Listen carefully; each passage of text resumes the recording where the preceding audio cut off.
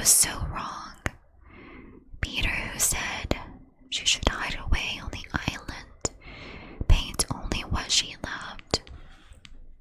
His advice was so fucked. Your advice, your praise was so very, very fucked. According to you, Mara Kincaid washed fish in a cannery for 20 years. She potty trained her kids, weeded her garden, then one day she sits down and paints a masterpiece. The bitch, no graduate degree, no studio time, but now she's famous forever, loved by millions of people who will never meet her. Just for the record, the weather today is bitter with occasional fits of jealous rage. Just so you know, Peter, your mother's still a bitch. She's working part-time for a service that finds people pieces of china after their pattern is discontinued. She overheard some rich summer woman, just a tanned skeleton, in a knit silk pastel tank dress, sitting at lunch and saying, "What's the point of being rich here if there's nothing to buy?"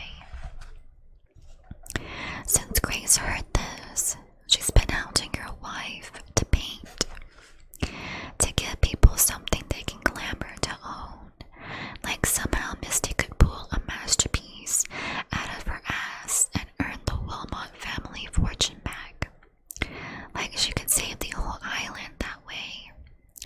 Tabby's birthday is coming up, the big 13, and there's no money for a gift. Misty's saving her tips until there's enough money for them to go live in Tecumseh Lake. They can't live in the Waynesea Hotel forever.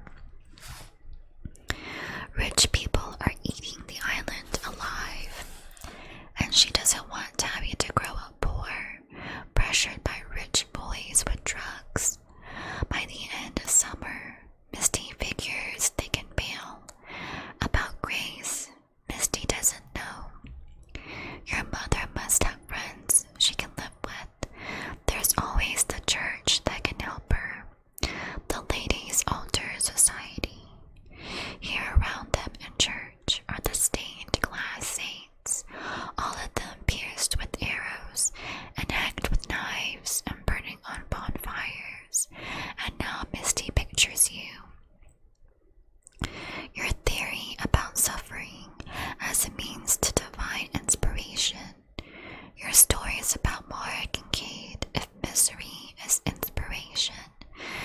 Misty should be reaching her prime.